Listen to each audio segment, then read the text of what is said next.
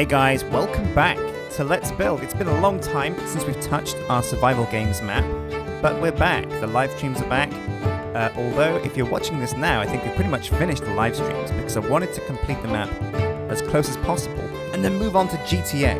And so Tom, Harry and myself are going to be doing a big GTA stream on Friday. That's going to be really exciting. That's today, I think, Friday. Right, yeah. And so if you're a fan of GTA and you want to join us in our crew, make sure you stop by on the stream at 5 p.m. and that's twitch.tv/Yogscast. But let's get on with the build. Now, what you haven't seen, we've had 2 streams. Unfortunately, in this summer heat, my computer has kind of crashed mid-stream, and that's meant we've lost the replays, so you can't actually see me building the big castle in the background with the clock, but if you're there for the stream, then you could catch it.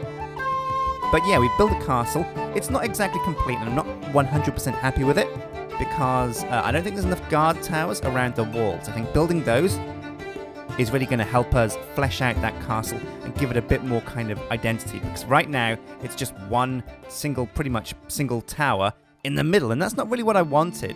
We didn't have space to do much more, but I think I might come back and add like a few more peaks and spires to it. But the first thing we're doing this Let's Build episode is fleshing out the connections between the 2 islands, because initially this build was going to be huge. I had such massive plans.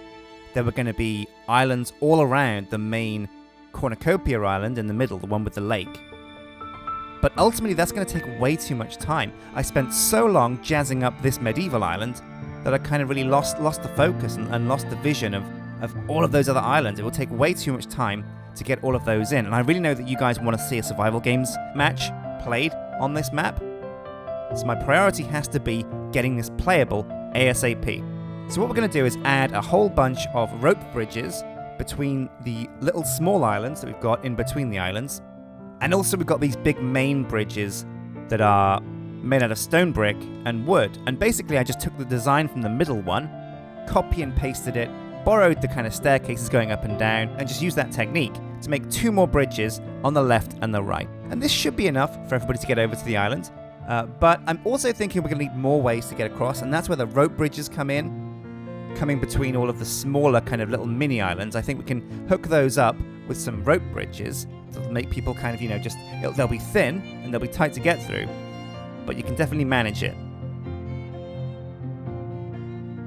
Now I'm thinking back on what we said we'd do, and one of the big things was create a town.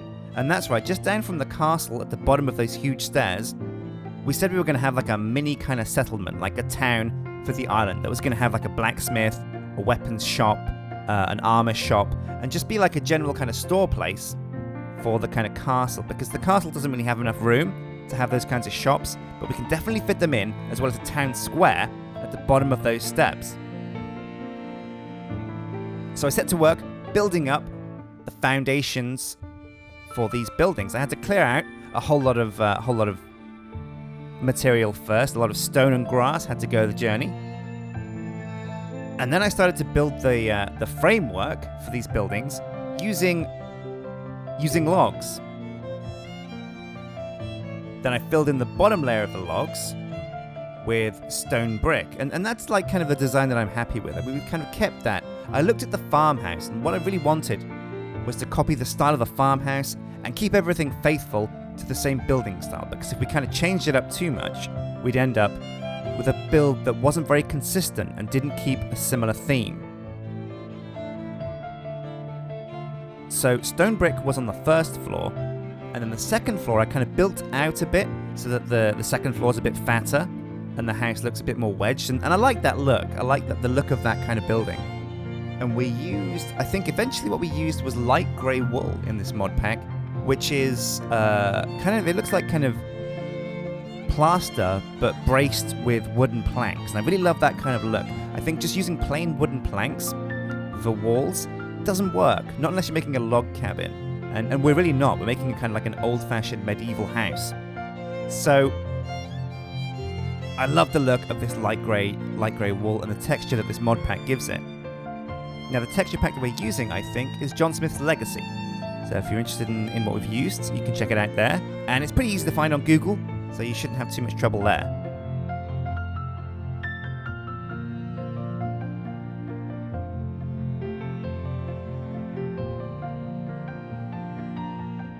Now, unfortunately, yeah, we built these houses in between the streams because I'm trying to get this done ASAP. But in the second stream, what we built was a massive skyship. We kind of walked around a bit. We kind of added some paths here and there, and we jazzed things up a bit.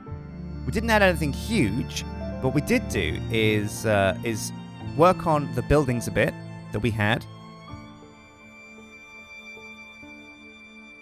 at the town. And then we set to work building a huge skyship. And I asked the guys in chat what you thought I should be basing this on. And the most common boat that you guys named was the Flying Dutchman. And I'm not sure it looks that much like the Flying Dutchman yet. Especially not the one from Pirates of the Caribbean. But I love the boat. I love the size that we've gone for.